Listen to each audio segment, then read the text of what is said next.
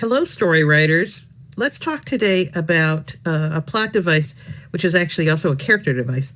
It's the use of the foil to provide kind of a parallel but different glimpse of what the protagonist is like. So this is a 10-minute plotting tip. I hope I can stay under 10 minutes. We started with 5-minute plotting tips, and I didn't stay under 5 minutes, so we'll just have to see. Anyway, let's talk about foils, and that's F-O-I-L-S, just like aluminum foil. And what a foil is doesn't have anything to do with aluminum or wrapping up your hamburger. It's actually a category of character, a character role within a story. So you know that the main character, the central character in a story, is known as sometimes the hero or heroine, or the protagonist, if you want one that's not gendered. So the protagonist, the protagonist, the first actor, the most important character, the one who does most of the action and deciding, is known as the protagonist. The person who acts against the protagonist is called the antagonist. Okay, well, those are two major characters. They're not in every story, but the protagonist, there's usually a protagonist in every story. So if you have a protagonist in your story, a central character, here's a way to make the changes in that character and the actions and reactions and decisions of that character really kind of stand out as important and affecting the plot. It's to provide a foil. A foil in this case is a secondary character who is paired in some way with the protagonist.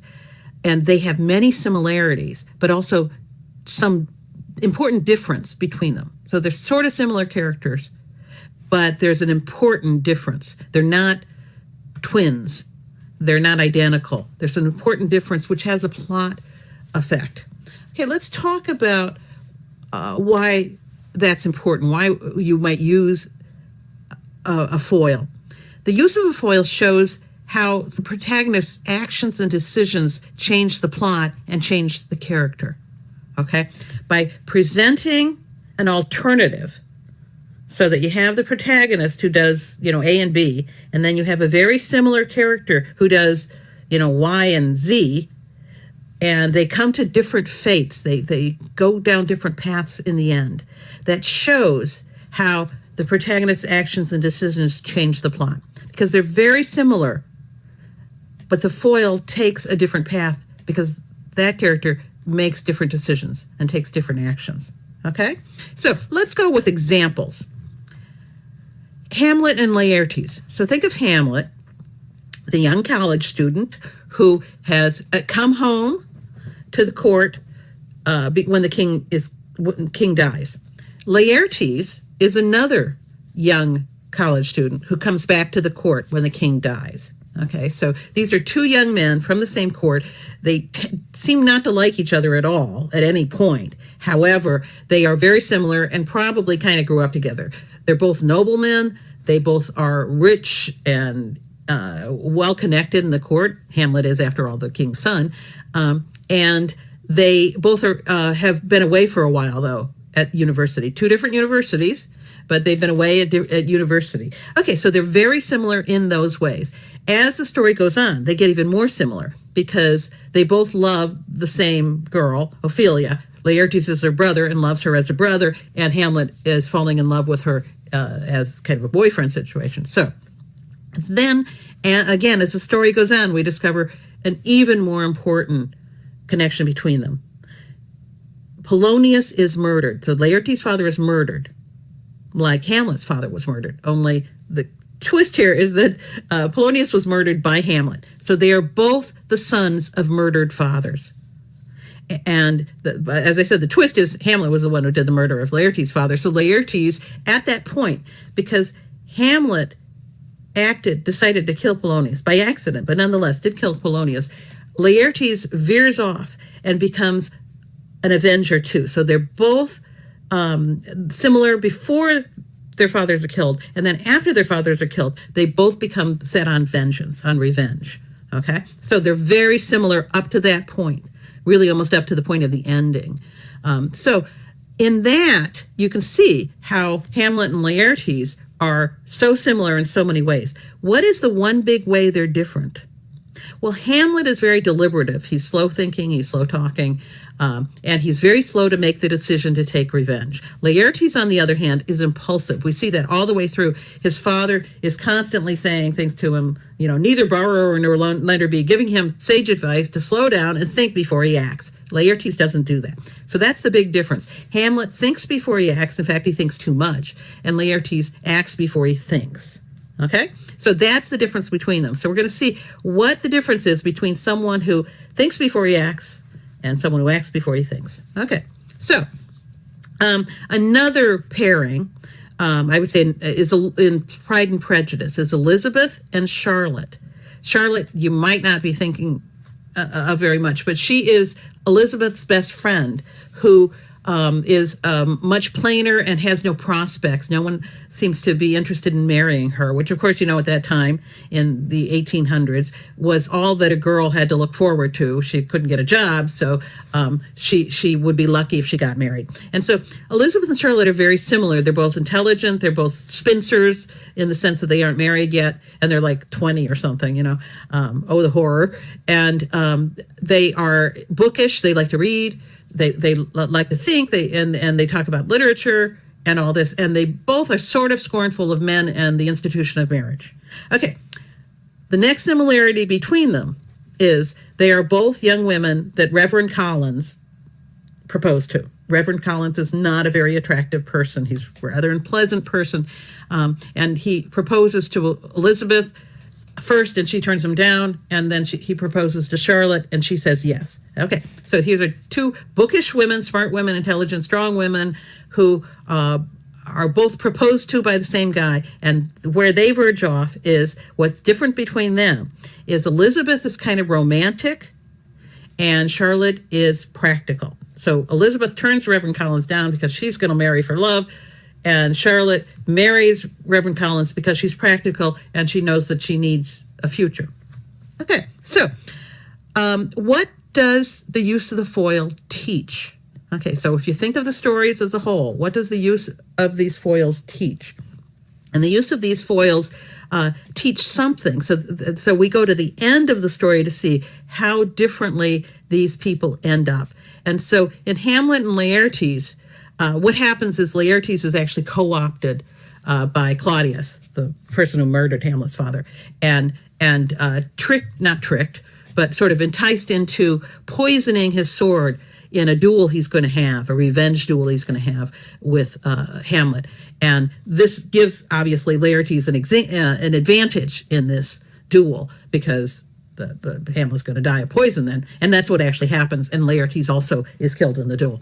And so they see both of them also end up dead. However, what's the difference? The difference is Laertes, because he's so impulsive, because he's so results-oriented, all he wanted to do was get revenge. He didn't think about it. He's easily corrupted by Claudius, and this leads to both his death and Hamlet's death. And so you see that the difference between being deliberative and impulsive is when you're impulsive, you can be taken advantage of. But the real message is both these young men, bright, handsome, well-spoken young men with a great future, end up dead because they want revenge. And so the message sort of is, no matter what, revenge is self-destructive. Okay? So that we see that despite their differences and their similarities, they go off in different directions. One cheats, the other doesn't cheat. However, they both end up dead. So this is a tragedy, obviously. So you can see why the foil shows, the foil process, the dynamic there leads to this kind of conclusion. Revenge is bad and self-destructive. Okay, let's look at Elizabeth and Charlotte. What's the message that comes out of this? So what happens is Elizabeth turns down Reverend Collins. This is where they diverge. And Charlotte accepts Reverend Collins. So what we see in the end then is that they both end up married. Elizabeth ends up marrying Darcy, who she loves. So she finally holds out and finally lives long enough to fall in love with Darcy and marries him. Charlotte, who's intensely pragmatic, does not marry for love. She never ends up in the story with a true love. But what she does have is all the way through the story, she has a very comfortable circumstance. She has a house that she runs herself. She has a husband that she can stand who is not a bad guy, certainly. And she is in a very much better situation than she was before she married him. She was very practical. She's not romantic. She doesn't need to love him. She even says this to Elizabeth. I don't need that. I'm happy with this. And so part of the thing that came out to me as I was reading this over was that Charlotte has nothing in her life when she starts. She has a father. We don't know about the mother. She doesn't seem to have siblings. Elizabeth seems to be her only friend. In contrast, Elizabeth has 4 sisters, one of whom she's very close to. She's got parents who love her despite not being necessarily great parents. She has a home. She has several men asking her to marry them. So she has a future. Charlotte really doesn't. Charlotte has nothing to fall back on for support. So she takes this chance. Elizabeth can afford to hold off, really. So what's the overall message here? These are both strong women who make different choices. And I think the message really that Jane Austen in her time was trying to convey is that strong women make the best of it. There are different paths in life. Charlotte might not be as happy as Elizabeth, but she feels safe, and that was what was most important to her. She made the best of what really was probably a bad situation. So that's what that kind of teaches. Strong women make their choices, and they make the best of those choices. Okay, so let's look at your story. Should you use a foil? Let's ask some questions, because a foil isn't right in every story. It's not. It's going to get in the way of a high action story, for example. This is best in a story where your main focus is the character growth and change. Although I think it can also work in other kinds of stories, but keep in mind that you can try this, and if it doesn't work, diminish that character or get rid of the foil character. Okay, so do you have a central character, a protagonist, and is the internal journey of that protagonist important? Okay, this is the main question, because above all, the foil's use in the story, the purpose in the story of the foil is to show a contrast between the foil and the protagonist in the way the protagonist changes. Okay, so second question, is your cast big enough to allow room for a foil?